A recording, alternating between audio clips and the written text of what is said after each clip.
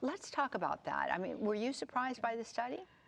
Oh, it came out of the heartbreak we were experiencing from so many people that we work with at both CatholicCounselors.com and just people we know. Yeah. Even many of our friends here at EWTN have experienced this with at least one child. And there's no greater pain for a parent who is a faithful Catholic. And so we really wanted to go deep and say, what is it that the parents who raise all their children to the faith, who embrace the faith in their adulthood, raise their grandchildren in the faith, what was different? And so that's what the study's purpose was.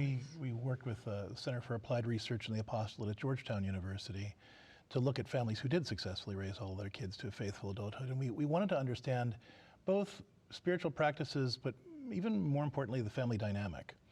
And what we found was when we interviewed both the parents and these faithful adult children, was that they really believed that the faith was the source of the warmth in their homes. And when we talked to other families, we found that you could have a faithful home, you could have a warm home, but unless the kids really saw how the faith contributed directly to the warmth in the household, then they tended not to own their faith as adults. And so, but the more we could see those things connecting, the more likely it was for faith to stick. Because kids' faith is really very relational and very experiential.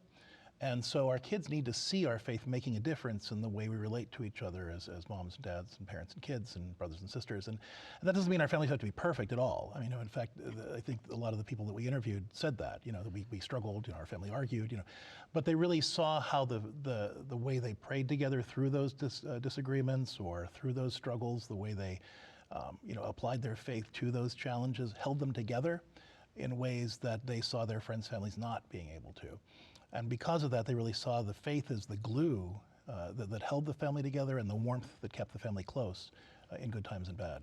And I think that being able to really enumerate this for families is such a gift to be able to say, there is something we can do. Because I think that this is something that a lot of parents are struggling with because they didn't necessarily go through it in their generation or the generation before, because we lived with extended family around us.